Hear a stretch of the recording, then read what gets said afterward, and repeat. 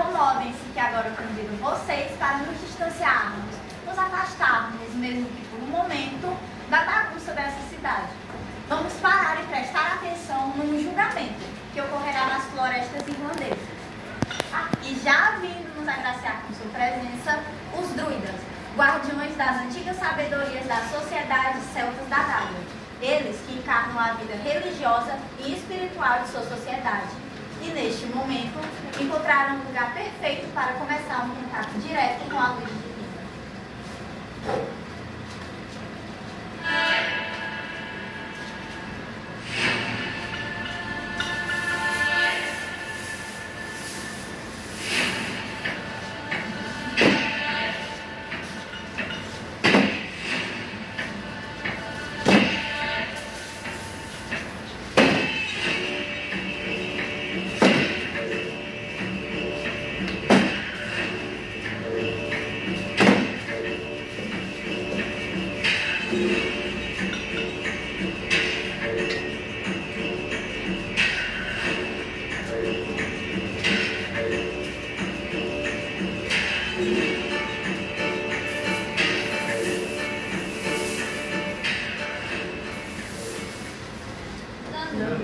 Deus, a mãe da criação, e personificação da terra, da água, da fertilidade, da sabedoria e da abundância. Ser números, Deus da natureza selvagem, da fauna e da flora, da fertilidade e da terra. Fluidais, deusa do gado, da fertilidade, da floresta e da abundância. Erguei-vos da névoa sagrada, que o véu entre o mundo se abra e que a justiça da terra se manifeste. Eis que os deuses celtas atendem ao chamado. O Conselho da Terra agora se reúne para julgar o homem, aquele que foi quase que completamente corrompido pela ganância. Antes amigo da natureza, agora não mais a respeita. Deuses e anjos. Esse julgamento acontece porque o equilíbrio da terra está ameaçado.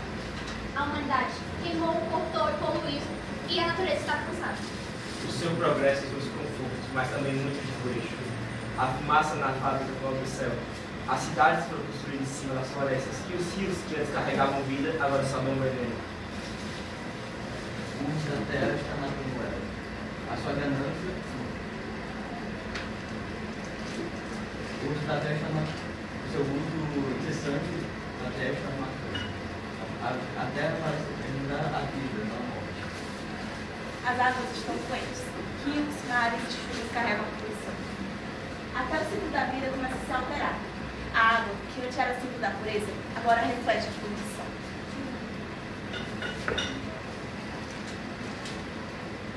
Por isso esse julgamento acontecerá. A fala do homem e o juízo dos deuses decidirão o destino da humanidade. Eu ainda naquele dia fui chamado aqui. Eu apenas trabalhei, construí e evoluí. Evoluiu? Chama de evolução o corte das florestas, o choro dos rios e o pranto dos animais já não encontram mais um lar? Senhor, sob a consequência disso, nós seres humanos sempre iremos ter a natureza com total responsabilidade. Tudo que acontece é com bem maior, o senhor sabe.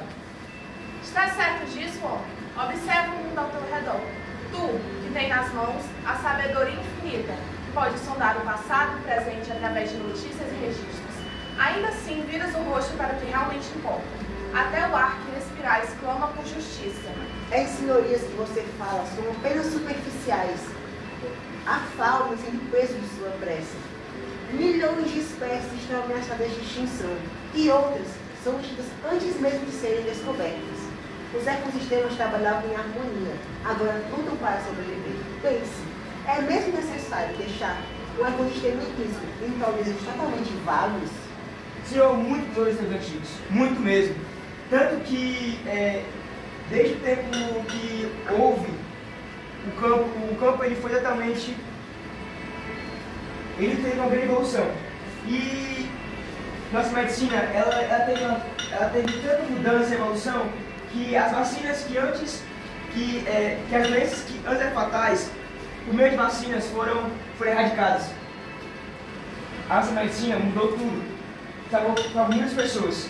E disso, antigamente, nos anos 50, as pessoas viviam até mais 55 anos de idade, mas hoje atualmente passam de 70. A verdade não diz. No entanto, a indústria da saúde lança toneladas de lixo hospitalar por ano. Parte dele se mistura ao solo, às águas e ao ar. A medicina prolongou a vida de fato, mas multiplicou o consumo, a energia, as embalagens e o plástico. Sua energia cura o homem, mas fere a terra. Ouçam, desde tua revolução do ferro, a queima do petróleo e do carvão aqueceram mais do que tuas máquinas, aqueceram o planeta. A temperatura média da Terra subiu 1,2 graus Celsius desde o século XIX. Os oceanos, que retêm o calor e o carbono da atmosfera, se tornaram 30% mais ácidos. Os corais, berço de mais de 1/3 da vida marinha, estão morrendo. O gelo dos picos e dos polos derrete. O nível do mar sobe, o que acaba com habitats costeiros, como manguezais e recifes de corais, o que faz com que muitos animais percam seus habitats naturais. O que chama de progresso trouxe mais feridas do que bênçãos. Para abrir espaço a lavouras e pastos, florestas inteiras tomam. Rios são envenenados. O solo se esgota, perde sua essência e se esvai, por conta das suas monoculturas intermináveis. Mas então o que deve fazer? Se o mar não dá mais o que dava antes, e se o gado ele destrói as árvores, e se eu não posso também ferir o campo? O que eu posso fazer para me alimentar, sobreviver, sem que eu tenha que ferir a terra? Ouçam, não planta apenas para se alimentar, planta para acumular riquezas. O corte de florestas, a poluição dos rios e o empobrecimento do solo são consequências de suas ações. O lucro que você visa é apenas superficial e falso. O verdadeiro vem da medida, da consciência e da proteção à terra. Basta! Homem, deuses, parem de medir curvas e fúrias. Enquanto discutem, a terra chora, o tempo corre. Não há vitória em apontar o culpado, porque o ferimento é de todos. O ar que sufoca o homem é o mesmo que entristece sobre o divino. E o rio que carrega veneno não distingue nem criador, nem criatura. Homem, tu pode mudar o curso do que tu fizestes. E tu, deuses, tem o dever de guiar com compaixão, não apenas com ira. O equilíbrio não nasce do castigo, mas da união entre a ação e a sabedoria. Por isso, homem, dê a tua revolução de ferro, não tira mais depressa, mas o coração da natureza pulsa mais fraco. O que se pede agora não é castigo, mas aliança. É isso mesmo. Que cada missão sirva a inovação e não a destruição. Cada missão sirva a inovação e não a destruição. Porque a Terra não pertence a um ser só, ela pertence a todos nós. Aos ventos, às águas, aos animais, aos deuses e a vocês humanos. Enquanto houver esperança, a Terra poderá renascer. Pensando dessa forma, podemos sim dar uma chance ao homem. Enquanto o sol nascer, ainda há tempo. Mas não basta só pedir perdão, é preciso agir. Deve plantar onde há cinzas, ouvir onde há ruído, e ensinar às tuas crianças que o verde é sagrado. O homem, assim como vocês, druidas, carregam a centelha da renovação. A mesma mão que corta pode curar. O mesmo olhar que julga pode aprender a contemplar. E a mesma mente que destrói pode curar. Não és dono da terra, homem, mas hóspede. E todo hóspede deve deixar o lar como encontrou. Senhor, eu prometo utilizar de minhas invenções para sarar a terra. Eu entendo que eu errei, eu entendo que eu tenho que mudar sobre isso. Eu dou minha palavra de utilizar minhas invenções, meu conhecimento para salvar toda a natureza, contra o meu gado, salvar as árvores. Eu prometo.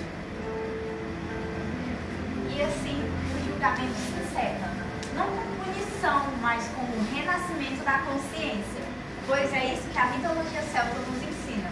Cuidar da natureza é também estar em paz consigo mesmo. Mas agora eu pergunto a vocês. Vocês estão dispostos a mudar, a fazer a sua parte como sociedade em meio ao desafio da sustentabilidade? Mas acho que a resposta não é de sim ou não, muito menos uma resposta de deve ser uma resposta feita por ações. E aproveitando esse contexto, para nos servir de inspiração, eu convido meus companheiros de equipe a falarem um pouco sobre pessoas que já começaram a cumprir parte de sua promessa, exclusivamente na Irlanda.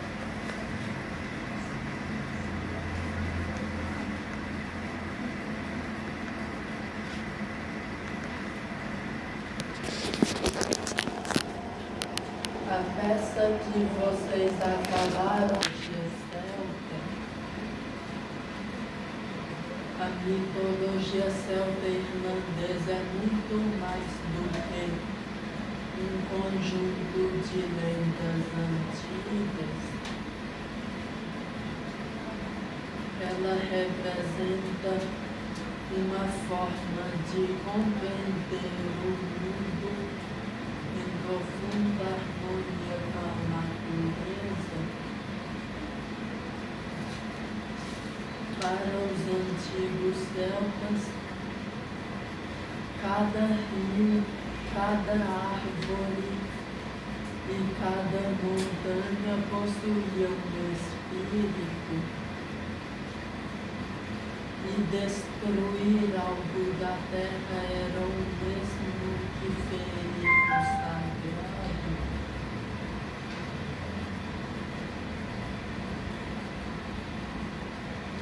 Essa visão influenciou a formação de uma cultura que valoriza o equilíbrio natural e a convivência respeitosa entre o homem e o meio ambiente.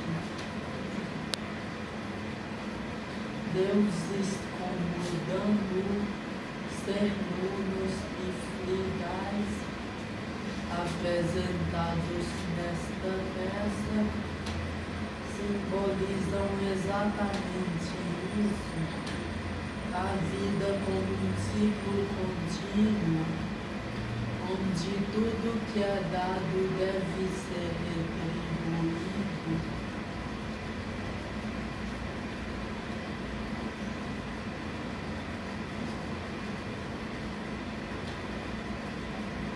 Na Irlanda atual, essa herança espiritual ainda inspira atitudes concretas de preservação ambiental.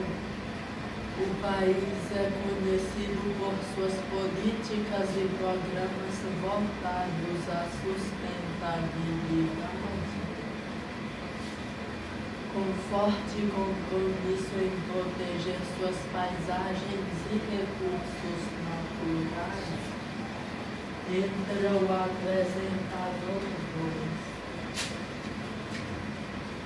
Algumas das medidas políticas adotadas são o Plano Nacional de Biodiversidade, que protege espécies nativas, ecossistemas e áreas de importância ecológica.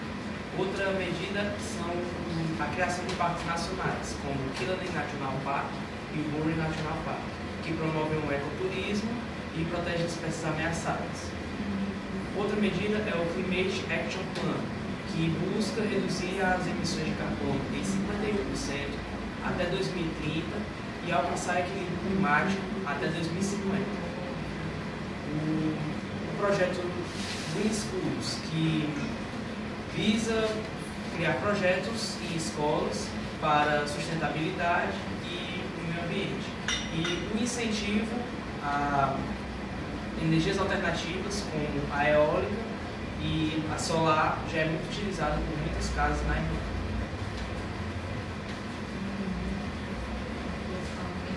Além disso, o governo e as comunidades locais eles promovem o turismo sustentável, onde basicamente eles incentivam as pessoas a terem contato com a natureza, sem danificar ela, claramente.